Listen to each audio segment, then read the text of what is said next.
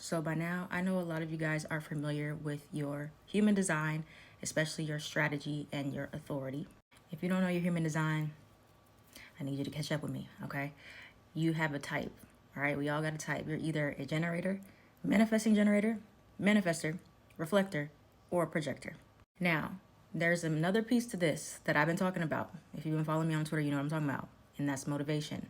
So, with human design, the most important things you need to know is your type, your strategy, your authority, and your motivation.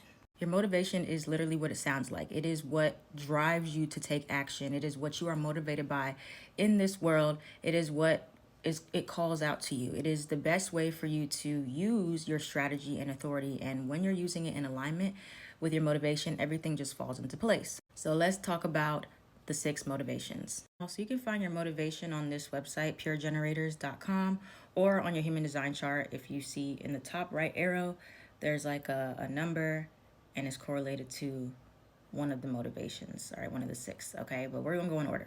All right, the first motivation is fear. Yes, fear motivation. It sounds a little scary, but it's not. Fear motivation simply means that you're driven by inquiring, you're driven by curiosity, you're driven by seeing what is beneath the surface, into the unknown. And that is where you're going to find the most success. All right, it's behind your fears. So, whatever is scary for you, the big bad wolves of the world, and what's in the dark, that is what you're driven to find out. All right, you're driven to get more information, be curious, dive deep, so you're not afraid anymore and you're able to conquer whatever it is that you're afraid of or that you just want to do in your life. You need to know as much as you possibly can in order to feel stable and feel secure. Number 2, the next one we have is hope. Hope motivation is pretty much as it sounds. It is this drive to see things, a brighter future, have a positive outlook on life.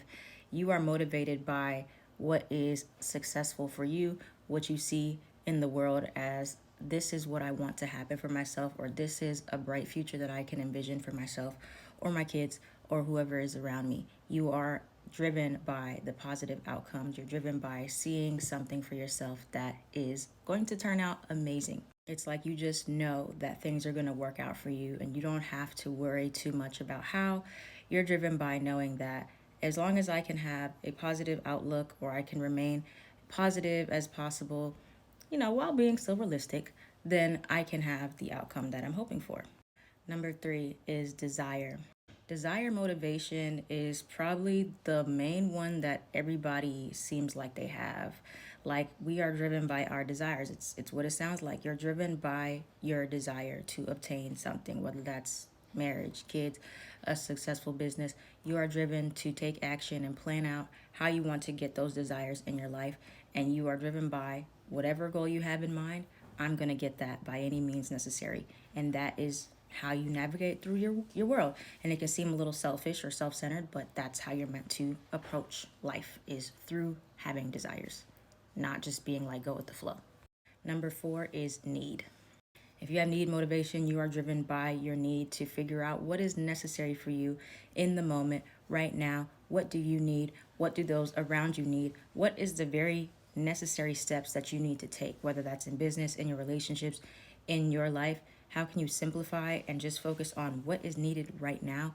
Not thinking about what's needed 25 million years from now, but what do you need to do in the moment to get you from point A to point B? And that is what drives you, and that is where you find success, by doing what you need to do. Not necessarily what you want to do, but what do you need to do? Number 5 is guilt.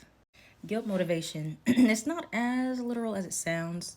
I think this one is the one that's a little bit the least how it sounds in correlation. But guilt motivation simply means that you are driven by seeing what is not working, by offering solutions, by seeing what could be better in this world, and adding your 2 cents, basically adding your assistance, kind of being like a savior in some ways. And the guilt is more so to prevent yourself from feeling guilty. So, it's like you're looking around and you're like, I see this could be better, and it would suck if nobody came in and fixed it, or I was the one that noticed it or seen how I could improve it or be a part of it and I missed my opportunity. Then I end up feeling guilty. So you're driven by your need to improve things around you, to be of service, to be of support to other people, and that is how you can reach success in your life. Now, the sixth motivation, the final one, this is also my motivation, and it's the one that's probably the most tricky, honestly, is innocence. Yes, innocence. You're basically motivated by not having a motivation. Innocence is like you don't have a motivation, you don't have an agenda, you don't have a plan. You're just kind of freeballing out here in life, doing your own thing just because. Now, this is tricky because you can have like desires, you can have things that you want, but you're not supposed to be intentional about trying to strive to get them. You can have them, but it's like just an idea, a concept, if you will. And you just kind of leave it lingering in the air and be like, well, I'm just going to live my life. No plan, really no agenda.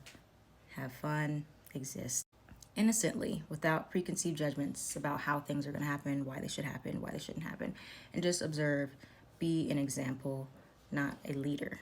And that one, there's a lot of nuances depending on your type and your strategy and your authority, a lot of different things, a lot of different factors, but you guys need to be very familiar with your motivation as well as your human design if you want to reach the next level. If you've kind of been feeling like you're missing something with human design and you already know your strategy and authority, motivation tying into that. Now, stay posted. I will be talking more about this soon. I'll be doing a class on this soon, very, very soon. So make sure you follow me.